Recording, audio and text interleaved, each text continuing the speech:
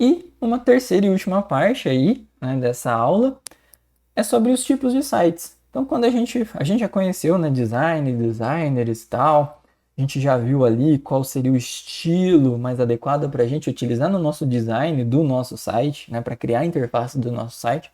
E agora a gente vai ver aqui quais são os tipos de site. Então, para começar, um site institucional. Ele é um site bem comum, né? Que basicamente ele vai apresentar uma marca ou uma empresa. Ele garante, né, que essa empresa ela apareça, né, esteja presente no mundo digital de uma maneira mais profissional. Pensando em sites mais profissionais, o design ele tem que ser mais simples, mais objetivo, funcional, porque a ideia desse tipo de site é apresentar um serviço, um produto, uma solução que aquela empresa, aquela escola, aquela fábrica, né, o que ela fornece. Então é para mostrar uma instituição. Normalmente a gente tem ali uma página ou várias páginas exibindo esses conteúdos. O site do tipo One Page, como o próprio nome sugere, né, é um site que possui um layout de uma única página. Então toda a navegação desse site é em uma única página. Essa navegação ela acontece como se fosse uma rolagem, né? Então a gente tem um menu sempre no topo da página. Quando a gente clica, ele vai para uma outra seção dessa mesma página, mas rolando para baixo, tá? Esse deve ser um site mais básico, mais simplista e com pouco conteúdo. Como é uma única página, o site ele é todo carregado no ato, né? Quando você acaba de abrir esse site. Então, se for uma página muito comprida, com muito conteúdo, ela vai se tornar um pouco mais lenta, mais carregada. Esse site é indicado para empresas que têm poucas informações, coisas que estão começando, né? Mas é bem utilizado atualmente. Hot Site é um site quente, né? A gente fala que é um site temporário, porque ele é criado para divulgação, marketing, algumas campanhas sazonais, coisas que acontecem só naquele período. Então, por exemplo, vai ter um show, vai ter algum evento. Então, eles lançam esse hot site por alguns dias até que aquele evento aconteça e depois ele pode sair do ar, tá? Então, é um site que ele tem que ser mais atrativo visualmente, tem que chamar muita atenção. E ele é usado para atrair a atenção dos clientes para esse evento, ou para um produto, para uma inauguração, alguma coisa que esteja acontecendo, que seja temporário. As landing pages, né, elas combinam características aí tanto de uma one page ou um hot site. Então ela pode ser de uma única página, pode ter um conteúdo um pouco mais atrativo, mas talvez ela fique por mais tempo, né? Eu costumo dizer até mesmo que a landing page é um pedaço de um site, né? Então, se a gente for analisar bem, landing page seria a página de aterrissagem. Então, é o local onde a gente chega no site. Pensa assim, quando você abre um site, aquilo que você vê a princípio ali no seu monitor é considerado a landing page, né? É um local onde a pessoa acessa primeiro no seu site, né? O primeiro local a ser acessado. Pode ser que a pessoa já saia do seu site e nem navegue por outras páginas ou até mesmo em outras seções do seu site. Então, esse pedaço do site, ele é onde devem conter as informações mais importantes, tá? Como, por exemplo, um botão para capturar leads, gerar venda, redirecionar para páginas de um cliente específico. Então, é uma página, uma parte, né, um pedaço de um site que tem que conter ali as informações mais importantes, para que às vezes somente esse pedaço de site já atinja o seu objetivo, talvez gerar uma venda ou alguma coisa nesse sentido. Todos esses sites eles têm uma característica em comum, que é as informações que estão nesse site eles não são atualizadas com muita frequência. Né? Então são páginas que você coloca o conteúdo ali, programa esse conteúdo, as imagens e tal, e isso permanece por um bom tempo. Diferentemente dos sites que eu vou mostrar nessa outra tela. Né? Inclusive eu coloquei outros tipos de sites ou não. Então tem alguns elementos aqui que podem não ser considerados exatamente como um site, apesar da gente acessar todos eles por meio de um navegador, de uma URL. Com isso a gente já pensa que está acessando um site, mas às vezes a gente está acessando uma outra coisa que eu já vou comentar com vocês. Então, blog. O blog é semelhante a um site institucional, por exemplo, né? Mas ele tem um conteúdo mais rotativo, atualizado frequentemente. Por exemplo, se eu crio um blog para mim, eu vou estar todo dia, toda semana, sei lá, com uma periodicidade mais frequente, né, de postagens lá, de notícias, informações, etc. O intuito dele é criar engajamento, visitas frequentes. Então, se a gente analisar, é complicado a gente fazer esse site simplesmente ali com códigos e ter que todo dia ou toda semana, ou algumas vezes na semana, sei lá, ficar atualizando esse site ali na mão, tá? Quando vocês começarem a desenvolver sites, vocês vão ver que é um pouco mais complicado. Então, às vezes eu preciso de um CMS, um sistema ali para gerenciar esse meu conteúdo. O e-commerce, né, uma plataforma de vendas, né, uma loja virtual, é uma plataforma que envolve um sistema informatizado, um programa, né, para realizar a manutenção dos produtos, ou seja, inserir um produto, atualizar um dado de um produto, talvez excluir um produto, fazer vendas e entre outras características. Então, o e-commerce ele pode ser considerado como um software que está rodando na web e não simplesmente um site. Lembra os anteriores? Eles têm basicamente simplesmente, né, a ideia de colocar uma informação na tela para você ler, ver, talvez interagir, né, bem sutilmente. Já o e-commerce não, ele é como se fosse um software que você entra, compra, você se cadastra, faz login. Então ele tem várias funcionalidades de um software. Uma rede social. Muitas pessoas falam, rede social eu só entro e vejo coisas, né? Ali, xereta a vida dos outros, enfim. Mas se a gente for analisar, assim como o e-commerce, uma rede social é um sistema informatizado. Só que, né, com o objetivo ali de manter, inserir, alterar, excluir, eu acho que isso não acontece, né? Normalmente as redes sociais elas capturam as informações do usuário para poder usar isso, né? De alguma maneira, né? Te mostrar uma propaganda, te indicar para uma outra pessoa. Então, além, né, dessa interface que a gente vê numa rede social, né, ali textos, imagens e tal, existem grandes bancos de dados por trás disso manipulando essas informações. Então, quando você está ali no Instagram, por exemplo, e dá 2 cliques na tela, né, clicou no coraçãozinho ali para curtir algo, essa informação vai ser utilizada para quê? Te mostrar outras fotos parecidas com aquela, ou até mesmo te oferecer um produto que contém naquela foto. Então existe toda uma lógica, uma programação por trás desse site, né, que o colocam em um outro patamar, tá bom? E hoje a gente encontra muito sistema web mesmo, softwares, né? Que pode ser, né, um software, um programa, um aplicativo que está sendo executado na internet. Então, por exemplo, o e-commerce, as redes sociais, são softwares que estão rodando na internet. Além disso, a gente tem também internet banking, né? Então você vai lá, faz toda a sua transação. Não é um site, é um software, é um sistema que está rodando na web. Então quando você joga, né, um jogo na web, ou faz qualquer tipo, né, de utilização de um software, a gente pode já a considerar que isso não é simplesmente um site. Ele, de um lado, é um site, mas por trás disso existe todo um software, né, um sistema com bancos de dados, entre outras coisas.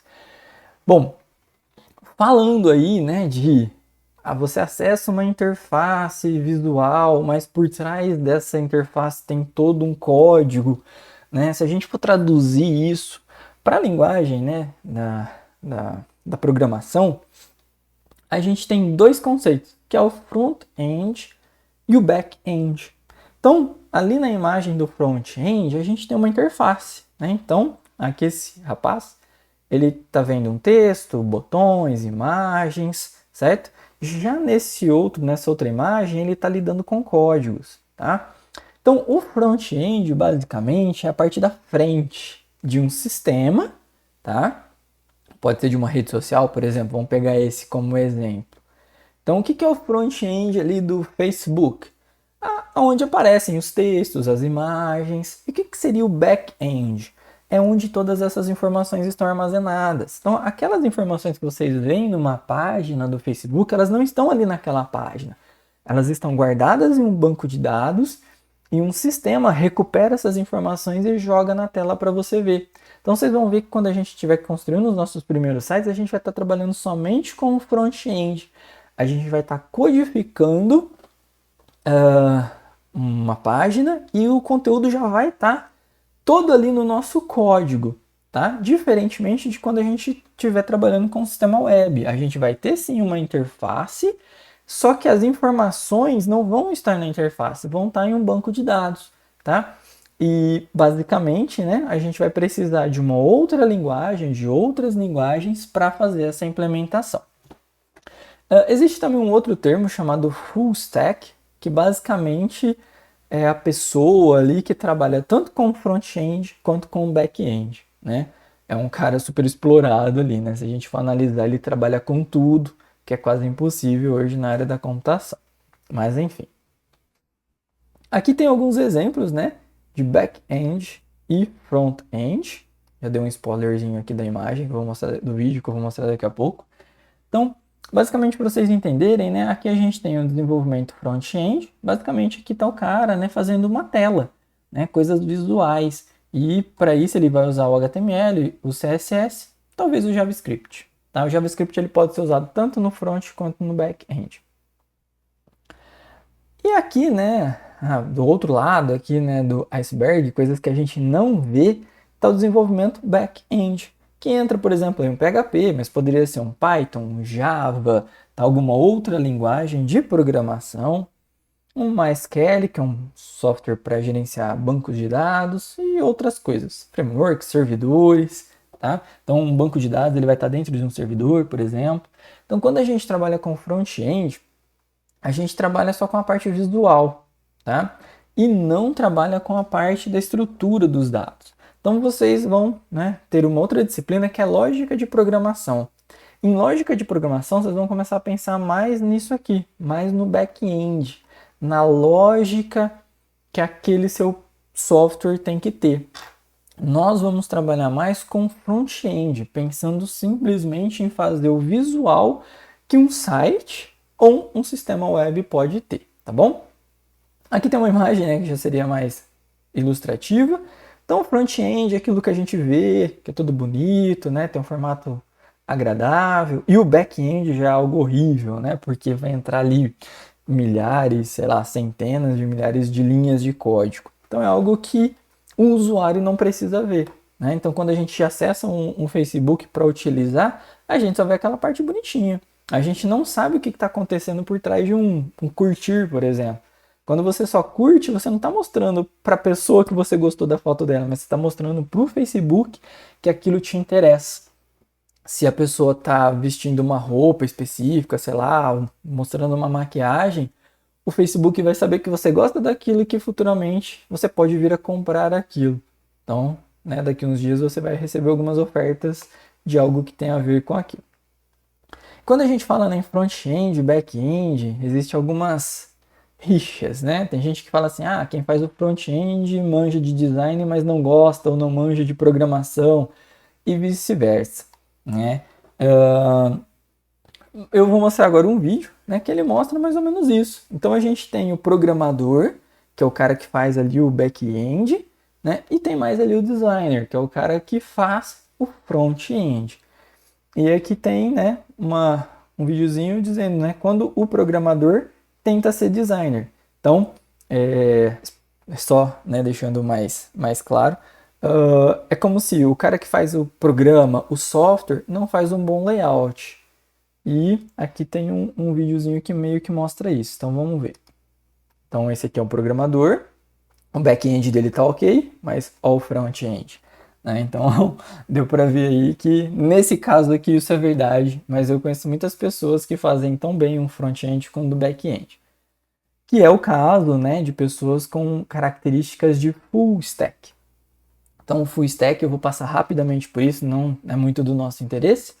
Mas envolve aí, né, o front, o back, entre outras áreas. Então, no front-end, basicamente, você vai fazer o visual. Trabalhar ali com HTML, um CSS, um JavaScript e fazer, por exemplo, a frente de um site. No back-end, vão entrar aí Ruby, Python, Java, .NET, outros outras linguagens aí para fazer a parte de trás do site, né? A parte do código pesado, que vai capturar informações e, por exemplo, guardar em um banco de dados. Então, todo o sistema que possui permite, né, que você cadastre, insira uma informação, faça algo desse tipo, tem um banco de dados ali por trás. Normalmente a gente, enquanto usuário, a gente nem sabe, mas existe. Então, o cara que é full stack, né, o desenvolvedor full stack, ele faz o front-end, faz o back-end, cria as bases de dados, dá gerenciamento nessas bases de dados. Aqui mais uma vez apareceu o MySQL, mas tem também o Postgre, o MongoDB, que são outros softwares para gerenciar bancos de dados. DevOps é algo que vocês vão ver bem mais para o fim do curso, né? Mas que tem a ver com a integração, né, desses serviços, disponibilização desses serviços. E tem também o cara que vai desenvolver para mobile, né? Vai fazer ali um aplicativo. Basicamente, hoje a gente tem o Swift para programar para iOS e tem o Android, né? O que a gente poderia usar aí o Kotlin atualmente, né? A linguagem Kotlin para programar para Android. Então, o full stack é o cara que entende tudo isso, né?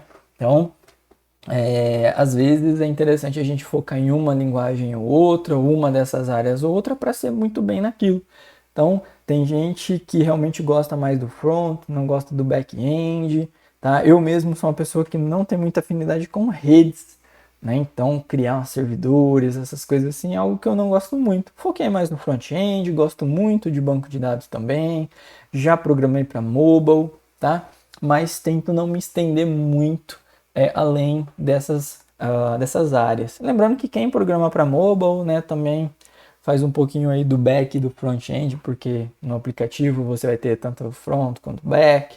Mas enfim, né, a ideia que eu quis passar, né, para vocês hoje é o que é o front e o back-end, e quero que vocês entendam que nessa nossa disciplina a gente vai trabalhar apenas com o front-end. Então eu vou falar melhor ainda das linguagens, mas a gente vai usar o HTML, o JavaScript, o HTML e o CSS, tá? Para fazer sites, tá? Então a gente vai construir, como a gente não vai, né, ter back-end nessa disciplina, a gente não vai criar coisas que são parecidas, né, com redes sociais, e-commerce. A gente vai fazer coisas mais simples, simplesmente para entender muito bem o front-end, que é a ideia, né, é o objetivo principal dessa nossa disciplina, tá bom? Bom, aqui eu deixo todos os meus contatos, então caso alguém tenha alguma dúvida, precise entrar em contato comigo de alguma maneira, aqui tem o meu e-mail, tá? Basta vocês clicarem aí no ícone ou no link, que vocês já vão ser redirecionados. Aqui tem o link também do canal do YouTube, onde esse vídeo vai ser disponibilizado. O meu Telegram, para caso alguém queira mandar uma mensagem, trocar uma ideia, né, tirar alguma dúvida. O LinkedIn aí possui as minhas informações profissionais, são os locais onde eu estudei, onde eu já trabalhei. E o Instagram, né, é um pouco mais pessoal, né, não tem nada de trabalho lá, mas quem quiser, né, conhecer um pouquinho mais aí sobre mim, pode ficar à vontade.